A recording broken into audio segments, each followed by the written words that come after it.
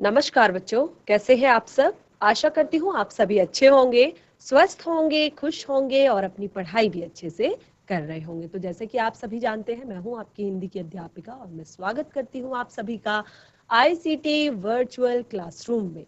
और आज हम यहाँ पर एकत्रित हुए हैं पढ़ने के लिए क्लास 10th की हिंदी।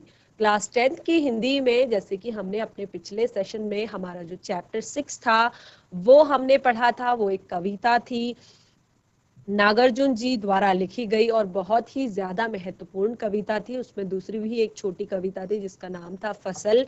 और दोनों कविताएं हम बहुत अच्छे से पढ़ चुके थे और भावार्थ भी कविताओं का मैंने आपको एक्सप्लेन किया था। और आशा करती हूँ कि आप उस पाठ से संबंधित प्रश्नों के उत्तर अपनी कॉपी में लिख पाने में समर्थ होंगे।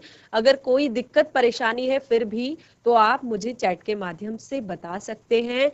आज हम लेंगे हमारा जो नेक्स्ट चैप्टर है, चैप्टर 7, गिरजा कुमार माथुर जी द्वारा लिखा गया छाया मत छूना। तो इस चैप्टर में, इस पाठ में गिरजा कुमार माथुर जी हमें छाया मत छूना जो शब्द है उसके माध्यम से कहते हैं कि जो हम आज के समय में यानी कि वर्तमान समय में रहते हुए अपने अतीत के सुखों में डूबे हुए रहते हैं, अपने अतीत के सुखों को याद करते रहते हैं, तो ये आज के दुखों को बढ़ाने वाला होता है, यानी कि आज के दुखों को और ज्यादा बढ़ाता है। तो यही संदेश हमें ये कविता दे रही है। इसमें और भी बहुत सारी बातें हैं जो हमें सीखने को, समझने को मिलेंगी, जो हमारे जीवन के लिए आवश्यक है। तो हम शुरू करते हैं आज का चैप्टर। इस पाठ को पढ़ेंगे, कविता को, इसका भावार्थ भी समझेंगे, चलेंगे स्मार्ट बोर्ड की तरफ। सभी बच्चे ध्यान से सुनेंगे। हर बार की तरह हम इस बार भी चैप्टर शुरू करने से पहले, पाठ को शुरू करने से पहले जो पाठ के हमारे लेखक हैं उनके जीवन परिचय को जानेंगे, उनके जीवन परिचय को थोड़ा सा समझेंगे। तो ये पाठ जो है गिरजा कुमार माथुर जी द्वारा लिखा गया है। तो हम पाठ को पढ़ने से पहले गिरजा कुमार माथुर जी के जीवन परिचय को जानेंगे। तो गिरजा कुमार माथुर जी का जन्म 1918 यानी कि 1918 में गुना मध्य प्रदेश में हुआ था। और इनकी प्रारंभिक शिक्षा जो है झांसी उत्तर प्रदेश में ग्रहण करने के बाद उन्होंने एमए अंग्रेजी एलएलबी की उपाधि लखनऊ से अर्जित की। शुरू में कुछ समय तक वकालत की, बाद में आकाशवाणी और दूरदर्शन में कार्यरत हुए। उनका निधन 1994 में हुआ था। गिरजा कुमार माथुर की प्रमुख रचनाएं नाश और निर्माण, धूप के धान, शिला पंख चमकीले, भीतरी नदी की यात्रा, जो ये सारी यहाँ पर बताई गई हैं, ये इनके काव्य संग्रह है। उसके बाद जन्म कैद, ये इनका नाटक है। नई कविता सीमाएं और संभावनाएं, ये एक आलोचना पत्र है। नई कविता के कवि जो है गिरजा कुमार माथुर जी रोमानी मिजाजी के कवि माने जाते हैं। वे विषय की मौलिकता के पक्षधर तो हैं, परंतु शिल्प की विलक्षणता को नजरअंदाज करके नहीं। चित्र को अधिक स्पष्ट करने के लिए वे वातावरण के रंग भरते हैं। वे मुक्त छंद में ध्वनि साम्य के प्रयोग के कारण तुक के बिना भी कविता में संगीतात्मकता संभव कर सकते हैं। भाषा के दो रंग उनकी कविताओं में मौजूद है और वे जहां रोमानी कविताओं में छोटी छोटी ध्वनि वाले बोलचाल के शब्दों का प्रयोग करते हैं, वहीं क्लासिक मिजाज की जो कविताएं हैं उनमें लंबी और गंभीर ध्वनि वाले शब्दों को तरजीह देते हैं। तो इस तरह की इनकी काव्य शैली है। आप और भी ध्यान से, आराम से इसको, इनके जीवन परिचय को अपने पाठ्य पुस्तिका से पढ़ सकते हैं। ये आपकी पाठ्य पुस्तिका में दिया गया है, कवि गिरजा कुमार माथुर जी का जीवन परिचय। तो इस तरह हमने उनके जीवन के बारे में, उनकी कुछ रचनाओं के, प्रमुख रचनाओं के बारे में पढ़ा। यहाँ पर उनकी कविता दी गई है गिरजा कुमार माथुर जी की, छाया मत छूना।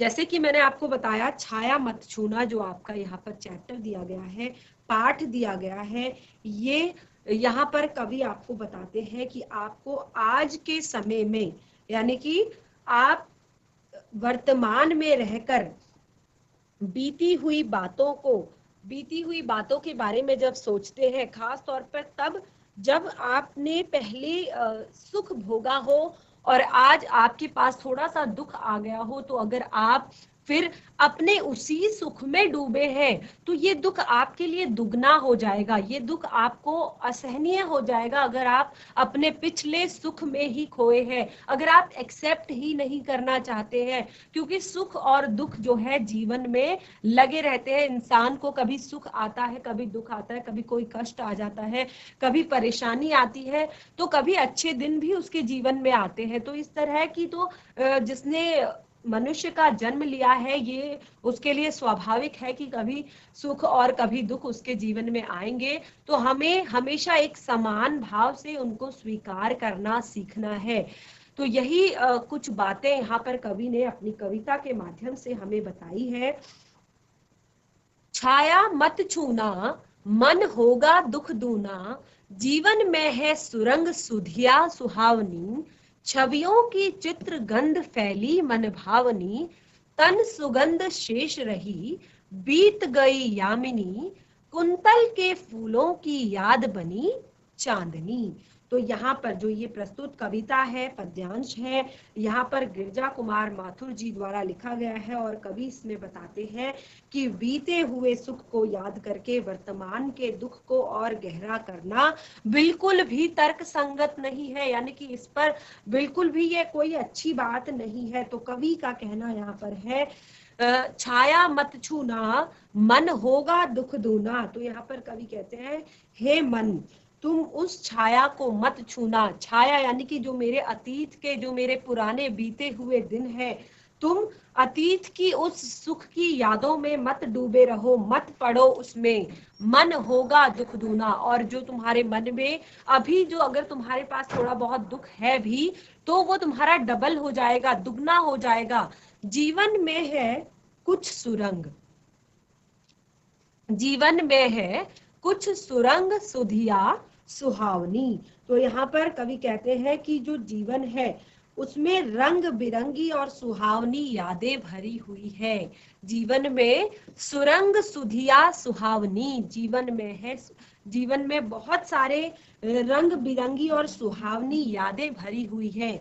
और कैसी यादें हैं वो यादें हैं छवियों की चित्र गंध फैली मन भावनी। छवियों यानी कि जो हमारी स्मृतियां हैं, जो हमारी पुरानी यादें हैं, जो हमारी पुरानी छवियां हमारे दिमाग में, पुरानी तस्वीर हमारे दिमाग में शेष रह गई है, तो वो रंग बिरंगी जो सुहावनी यादें भरी हुई है, सुंदरता की, सुखों की और चित्रमयी गंध युक्त स्मृतियां जो कैसी है, जो तन मन को भाने वाली है, तन मन को भाने वाली प्रतीत हो रही है। तन सुगंध शेष रही, यानी कि जो हमारे तन की सुगंध है, मन की सुगंध है, जो उस समय की याद है, उसको हम सोचते हैं तो हमारे मन में एक अलग ही उत्साह, एक अलग ही खुशी आ जाती है। तो वो सारी चीजें हमारे मन में है। लेकिन ये सारी चीजें क्या होती है कि जब हम दुख में होते हैं तो वो हमें और भी ज्यादा दुखी करती है कि जब मैं सुखी था तो क्या मेरे पास ऐसी चीजें थी, मेरे पास वैसी चीजें थी, मेरे पास मैं ये कर सकता था, मेरे पास वो कर सकता था। तो आज का दुख जो है वो और ज्यादा लगने लगता है इन सारी बातों को सोचकर। तो कवि कहते हैं, तन सुगंध शेष रही बीत गई यामिनी। तारों की जो बीत गई यामिनी, यामिनी का अर्थ है कि जो तारों भरी रात थी, जो तारों भरी चांदनी रात थी, वो अब बीत चुकी है। केवल उससे जो प्रभावित होकर शरीर बाकी रह गया है, अब उसी की स्मृति बाकी है, यानी कि सुख की अब केवल याद बाकी रह गई है। कुंतल के फूलों की याद बनी चांदनी, भूली सी एक छुअन बनता हर जीवित क्षण, छाया मत छूना, मन होगा दुख दूना। तो यहाँ पर मन को बार बार समझाया गया है, मन को बार बार बताया गया है की जो चांदनी है अब वो बीत चुकी है, अब वो एक याद बन गई है, अब उसको याद करके कोई फायदा नहीं होगा। कुंतल के फूलों की याद बनी चांदनी। कुंतल के फूल जो होते हैं, चांदनी जो है पेयसी के लंबे बालों पर जो लगे हुए सफेद रंग के सुगंधित फूल जो है, कुंदन के फूल, उनकी याद दिलाती है। और जीवन में एक एक पल बीती हुई बातों को याद करके, जो जीवन का जो एक एक पल है वो अपनी बीती हुई बातों को याद करके गुजरता रहता है। यानी कि भूली सी एक छुअन बनता हर जीवित क्षण। हर एक जो मोमेंट है वो हमें याद दिलाता है और यादों अभी हमें हमारी यादों को स्पर्श करके गुजरता रहता है। तो कवि यहाँ पर फिर से अपने मन को समझाते हैं कि हे मन, हे मेरे मन, तुम उस पुरानी याद को याद करके, यानी कि अपनी पुरानी बातों को याद करके, अपने पुराने सुख को याद करके, अपने पुराने जीवन को याद करके अब दुविधा में मत पड़ो, अब परेशान मत हो, छाया मत छूना मन होगा दुख दूना। तो तुम्हारा इससे केवल मन दुखी होगा। क्या होता है कि अगर हम अपने पिछली चीजों को, अगर हमें अभी थोड़ा बहुत परेशानी है भी, तो अगर हम अपनी पिछली सुख की बातों को याद करते हैं तो हमें हमें और भी पीड़ा और भी कष्ट होने लगता है। लेकिन अगर हम उस परेशानी को, अगर हम आए हुए दुख को झेलने के बारे में सोचे, उससे निपटने के बारे में सोचे, तो वो दुख हमें छोटा लगने लगता है। लेकिन अगर हम पुराने सुख को भी उसमें मिला दे तो फिर हमारे लिए उसको, उस दुख को सहना सहनीय हो जाता है। हम परेशान हो जाते हैं, दुखी हो जाते हैं। अगली पंक्तियां हैं, यश है या न वैभव है, मान है न सरमाया। यश है या न वैभव है, मान है न सरमाया, जितना ही दौड़ा तू उतना ही भरमाया। प्रभुता का शरण बिंब केवल मृग तृष्णा है, हर चंद्रिका में छिपी एक रात कृष्णा है। तो यहाँ पर कवि जो है वो अब मनुष्य को एक संदेश दे रहे हैं इन पंक्तियों के माध्यम से कि मनुष्य को सुख वैभव को पीछे न भागकर, यानी कि अपने सुख के पीछे न भागकर अपने यथार्थ का सामना, जो अभी तुम्हारे पास है, जो था, जो है, वो बीत चुका है, अब उसके बारे में नहीं सोचना है। यानी कि सोचते नहीं रहना है हर समय। आपके पास अभी यथार्थ में जो है उसको उसका सामना करना है आपने कि आपके पास क्या है। तो इन्हीं बातों का संदेश कवि अपनी इन पंक्तियों के माध्यम से दे रहे हैं। यश है या न वैभव है, मान है न सरमाया, जितना ही दौड़ा तू उतना ही भरमाया। प्रभुता का शरण बिंब केवल मृग तृष्णा है, हर चंद्रिका में छिपी रात कृष्णा है। तो यहाँ पर कवि कहते हैं, हे मनुष्य, प्रताप, सुख, समृद्धि, मान, सम्मान, धन दौलत, यानी कि वैभव, वैभव से यहाँ पर इन सारी चीजों के बारे में बताया है। यश और वैभव, यश का अर्थ होता है जो तुम्हारा लोगों में मान सम्मान है, और वैभव यानी कि कितनी तुम्हारे पास सुख समृद्धि है, धन दौलत है। तो तुम इतने इन सारी चीजों के चक्कर में पढ़कर, यश के, मान सम्मान के, वैभव के चक्कर में तुम जितना भी पढ़ोगे, इसकी दुविधा में तुम जितना अधिक पढ़ोगे, जितना अधिक तुम इसके पीछे दौड़ोगे, उतने ही अपने भ्रम जाल में उलझते जाओगे। जितना ही दौड़ा तू उतना ही भरमाया। आज आपको लगता है कि आपके पास ये नहीं है, आप आज उसे खरीद सकते हो। कल आपको लगेगा कि ये मेरे को चाहिए जरूरी, ये मैं खरीद लूंगा। दूसरी चीज, दूसरी चीज, दूसरी चीज, दूसरी चीज, दूसरी चीज, यानी कि ये जो आपके भ्रम, आपका जो संसार के प्रति भ्रम है कि मैं इस चीज से सुख प्राप्त करूंगा, तो ये आपका कभी खत्म होने वाला नहीं है। यानी कि आशाएं जो है, तृष्णा जो है, वो आपकी कभी खत्म होने वाली नहीं है। आप इसमें और उलझते चले जाओगे और उलझते चले जाओगे, आपका भ्रम कभी समाप्त होने वाला नहीं है। तो यहाँ पर कवि यही कहते हैं कि जब हे मनुष्य प्रताप सुख समृद्धि मान वैभव धन दौलत के की दुविधा में अगर तुम एक बार पड़ जाओगे तो उसके पीछे तुम जितना भी भागोगे, जितना भी तुम दौड़ोगे, तुम अपने इस सांसारिक भ्रम जाल में उलझते ही जाओगे। प्रभुता का शरण बिंब केवल मृग तृष्णा है। और यहाँ पे क्या कहते हैं? प्रभुता। प्रभुता यानी कि अधिकार जमाने का, कि ये मेरा है, ये मेरा है, ये भी मेरा है, ये भी मेरा है। अब हर वस्तु पर अपना अधिकार जमाना कि ये तो मैंने खरीदा है, ये मेरी प्रॉपर्टी है, ये मेरा सामान है, ये मेरा बच्चा है, ये मेरा रिलेटिव है, ये मेरा रिश्तेदार है, ये मेरा दोस्त है, ये मेरा मित्र है। तो मेरा मेरा मेरा मेरा यानी कि प्रभुता, हम जिस पर अपना अधिकार समझते हैं, ये केवल शरण बिंब के, ये शरण बिंब केवल आपकी मृग तृष्णा है। यानी कि मृग तृष्णा किसे कहते हैं? देखिए, मृग तृष्णा क्या होता है कि एक प्यास है आपकी, ये केवल आपको एक, आपकी कभी ना बुझने वाली एक प्यास है, जो आपको लगेगा कि हाँ ये मेरे लिए जरूरी है, ये मेरा है, ये मेरा है, ये मेरे लिए जरूरी है, ये मेरा मित्र है, ये मेरा सगा संबंधी है, ये मेरा रिश्तेदार है, ये मेरी धन दौलत है, ये मेरी प्रॉपर्टी है। तो ये केवल और केवल एक आपकी मृग तृष्णा है।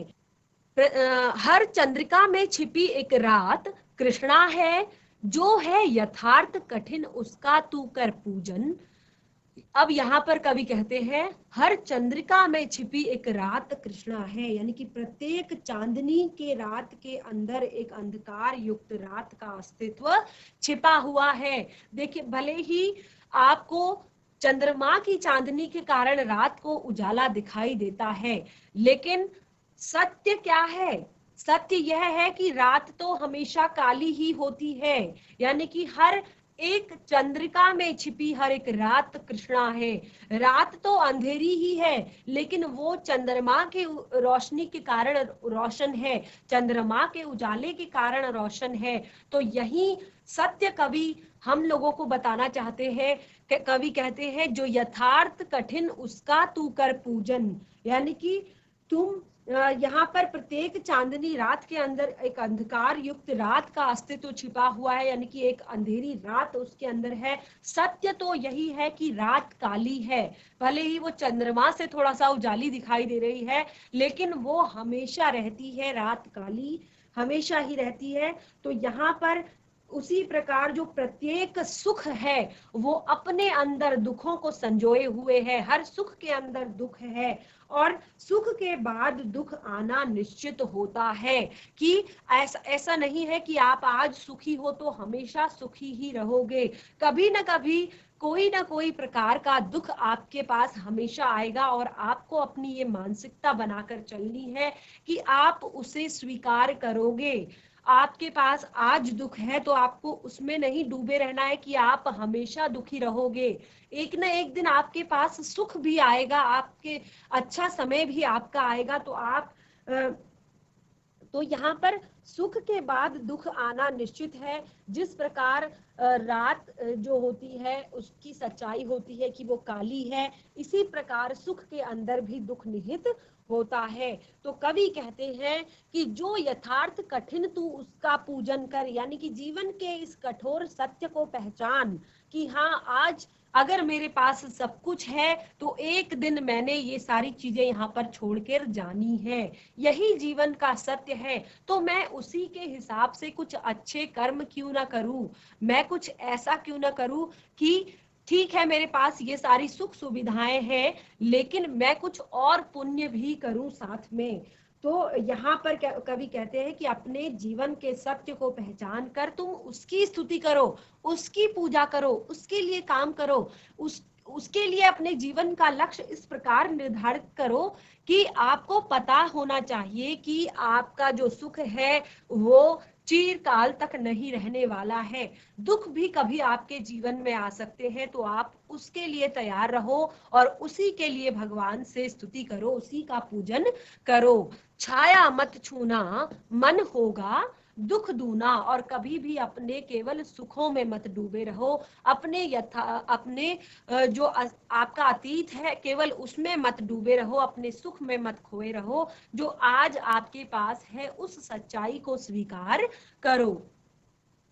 अगली पंक्तियां हैं, दुविधा हत साहस है, दिखता है पंथ नहीं, देह सुखी हो पर मन के दुखों का अंत नहीं। बहुत ही प्यारी पंक्तियां यहाँ पर कवि द्वारा लिखी गई है। दुविधा हत साहस है, दिखता है पंथ नहीं, देह सुखी हो पर मन के दुख का अंत नहीं, दुख है न चांद खिला शरद रात आने पर, क्या हुआ जो खिला फूल बसंत जाने पर। तो यहाँ पर बहुत ही प्यारी पंक्तियां कवि द्वारा लिखी गई है। तो अब कवि कहते हैं कि दुविधा हत साहस है, दिखता है पंथ नहीं। तो अब कवि यहाँ पर दुविधाग्रस्त मनुष्य के जीवन के बारे में बता रहे हैं, यानी कि ऐसे मनुष्य जो हमेशा कंफ्यूज्ड अपने जीवन में रहते हैं, दुविधा में पड़े रहते हैं। तो ऐसे मनुष्य के बारे में कहा है कि जीवन में उन्हें कभी भी कोई भी जो रास्ता है वो नहीं दिखाई देता, और उसे समय पर वस्तुओं के न मिलने का दुख है। और इन्हीं पंक्तियों की ओर संकेत करते हुए कवि कहते हैं कि दुविधा हत साहस है, दिखता है पंथ नहीं, देह सुखी हो पर मन के दुख का अंत नहीं। व्यक्ति के पास अदम्य साहस है, यानी कि वो बहुत ज्यादा उसके अंदर साहस है, वो बहुत ज्यादा अपने अंदर साहस रखता है कि मैं इस सह लूंगा, लेकिन वह भी दुविधाग्रस्त दिखाई देता है, क्योंकि वह जीवन के ऐसे मोड़ पर खड़ा है जहां पर उसको अभी कोई भी रास्ता नहीं दिखाई दे रहा है। साहस है उसके अंदर जीने का, लेकिन उसे कोई रास्ता नहीं दिखाई दे रहा है।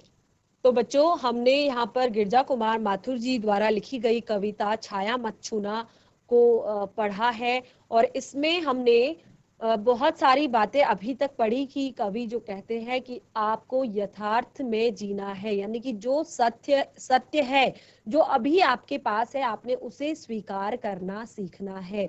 तो अभी हमारी जो कविता है वो समाप्त नहीं हुई है, कविता का शेष भाग हम अपने नेक्स्ट सेशन में पढ़ेंगे, और तभी हम पाठ से जुड़े हुए प्रश्नों के उत्तर भी करेंगे।